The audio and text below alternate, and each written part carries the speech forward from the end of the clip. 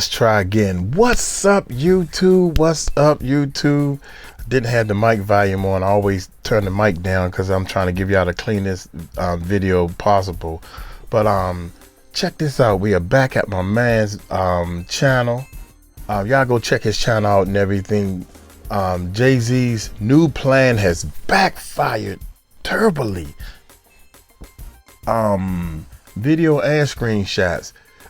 I said a lot at the beginning, and I ain't gonna talk that much, man. Y'all just hit that subscribe button, hit that bell. Check out our live channel that we started, and oh, we got deep yesterday, we got deep last night, so hit that subscribe button, hit that bell. Let's check this bad boy out right here. Okay, so a lot is happening today, guys. We got to get into this. Hey guys, it's 𝗟𝗡𝗡𝗞𝗦, Raleigh, daily and consistent content. Quick intro. I don't even know where to begin, but let's get into Megan Thee Stallion for the fact that she has filed a civil restraining order, guys, against Tory Lanez. Nobody knows where to begin. Mr. Peterson, Tory Lanez, was sentenced to 10 years in state prison, but continues his campaign of harassment behind bars. A hearing is now scheduled for January the 9th. Without the restraining order, Megan will be left without any protection for when Mr. Peterson is released from prison. This possibility alone causes Miss Pete severe emotional distress and makes her fearful for her life. Basically, she's saying that she wants this. The filing also mentions Tory Lanez's connection to a blogger, to a, writer, blogger, whatever you want to call her, called Milagro, and Megan's federal defamation and cyber stalking lawsuit against Milagro, which is completely separate. Now, get this.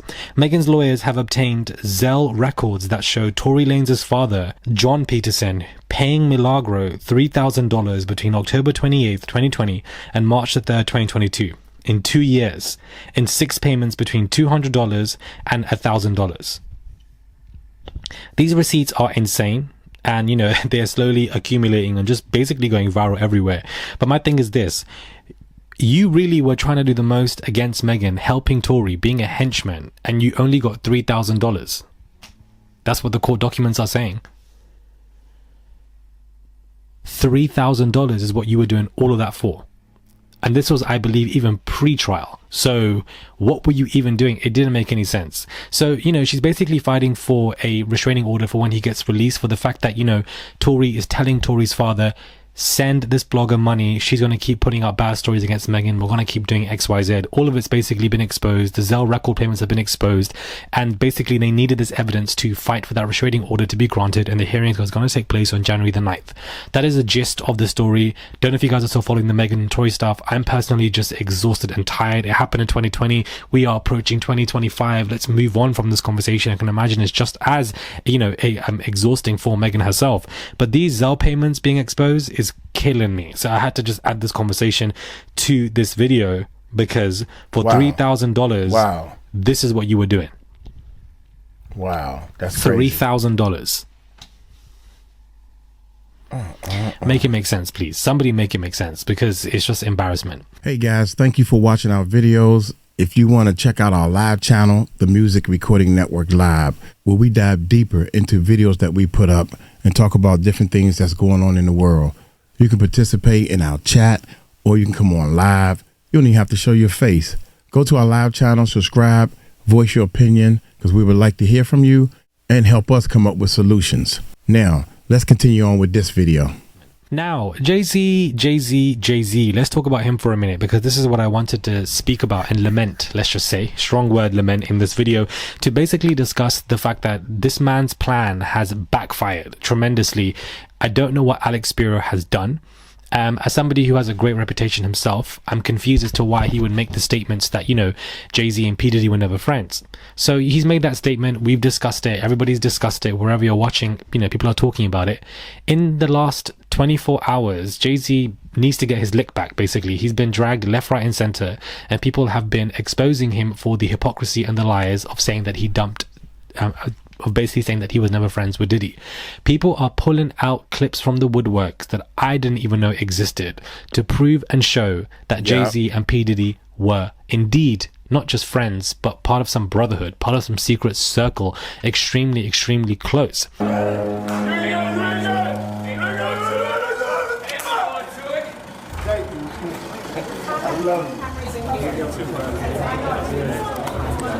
Wow, that's crazy. Now, I never saw that. I never even seen this video right here. That's crazy. I love you. I love you too. These clips are mainly from P. Diddy, but of people around the circle. We all know that there's pictures of them doing Rock Nation brunches and just pictures of them in general. And there are some people out there saying that, you know, well, there are colleagues. They definitely were not colleagues. Let's not lie here, guys. And I just feel like what's happened to Jay-Z in the past 24 hours is that he had a lot of supporters on his side who, you know, were vocal about the inconsistencies. Even people who believed against Jay-Z were back on his side because of these inconsistencies and the interview that this alleged victim did. But then Spiro coming out to say that Jay-Z and P. Diddy were never friends has definitely confused a lot of people who are currently on Jay-Z's side. I've seen a lot of comments of people saying, well, why is he lying? Now it looks like he's got something to hide. One person. Oh, go on. And I call him Sean. That's Jay-Z. We call each other Sean. Okay. Yeah. Nobody else could call me Sean. He's the only person who's Sean approved. There's not a single person that outside should be, of family. That should be outside of my mother. Okay, just that should be calling me. Yeah, they should be calling me Sean. They are pulling out these clips from the wood. That's facts, man.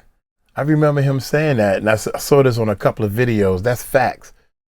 That's letting you know right there how close they are. Works that I just did not know existed. You've been there with me through my ups and downs.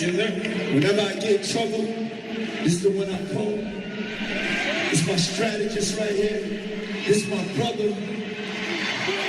It's B.I.G's brother. Yes, sir. It's Brooklyn's own Brooklyn. It's not a good move. And I wanted to just drop this conversation in this video because I've been seeing it for the past 48 hours after they made that statement that this has backfired in a way that is just terrible. Not saying that this could be the reason for why the lawsuit is not going to be dismissed. Really has nothing to do with that. But to make as a lawyer, that what he said was very bad choice of words. That was a bad choice of words to say that they wasn't that close. You should have used a better strategy to that. Make a statement like this shows that you're implying that Jay-Z could be hiding something, because it doesn't make any sense. And I feel like Jay-Z is the type of person to turn his back on people. I feel like, you know, I feel like there's multiple business deals, you know, that have happened. Rock Nation, you know, Rockefeller Records, sorry. Like, there's so many deals and stuff XYZ, like history can show you. Then, of course, there's stuff with R. Kelly. He settled with them outside of court, wanted them off the tour. Like, all of it's there to see. But to do something like this in a pinnacle moment like this adds to your crisis mode. You know, aren't they hiring a PR person, etc.? I don't know. P. Diddy said himself on stage, if I can find the clip, I will find it, because I believe there are so many floating around, that Jay-Z is his strategist. That is a strong word to use, basically saying that Jay-Z drives P. Diddy's career. You've been there with me through my ups and downs. Whenever I get in trouble, this is the one I call. It's my strategist right here. Strategizes with him and says what you should do and what you shouldn't do, and where you should go and what you shouldn't go. Strategizing with somebody who has had so many cases of SA against them is insane. And Jay-Z, of course, was admitting that publicly on stage together. So, you know, these clips are just a lot.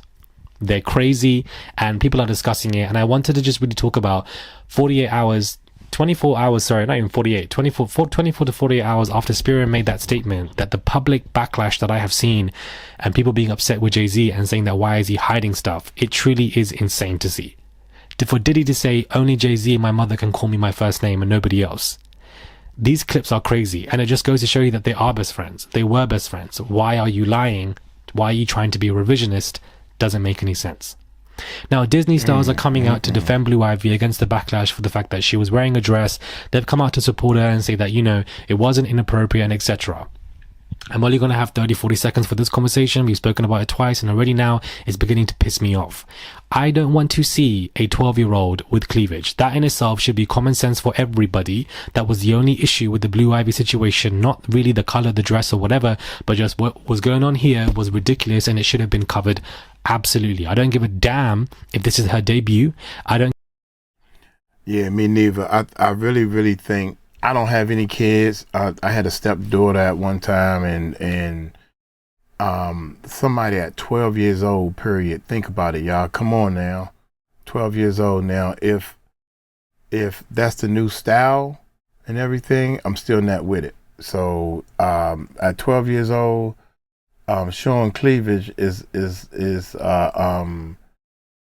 insexual, is inviting, so to speak. That's what I'm wifey thinking. Situation, not really the color, the dress or whatever, but just what was going on here was ridiculous and it should have been covered. Absolutely. I don't give a damn if this is her debut. I don't give a damn if her mother is Beyonce or her father is Jay-Z. I don't give a damn. I don't want to see a 12-year-old with cleavage, and a 12-year-old with cleavage is inappropriate, point blank, period. It's got nothing personal to do with anybody else. That is extremely inappropriate. You cannot debate that, and if you do, you are logically wrong, point blank, period. You just can't argue against that. I'm so sorry.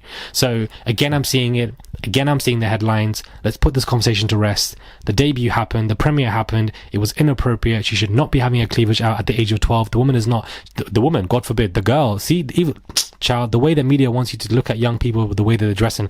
If she was 17, 18, 19, 20, it's a different conversation. But we're looking at somebody who's 12. She ain't even 13 yet. Next case, next caller. Let's stop bringing this conversation up. It's annoying. But I just keep seeing so many headlines. And so I wanted to add it to this conversation. Anyways, subscribe, comment down below. Give this video a thumbs up. I would really appreciate it. Do subscribe to the channel. Send a super thanks if you guys wish to. There's a $sign there and you can send whatever you want. Really comment down in this video because I want to know what your thoughts are on everything going on. And I'll catch you guys soon for another video. Yeah, y'all let me know, please. Please let me know. 12 years old. 12 years old. Not 13. That's teen. 13 is the beginning of teenage years.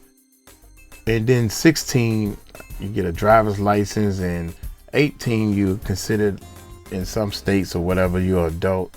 And then 21 is the breaking point. You grown. You're adult then.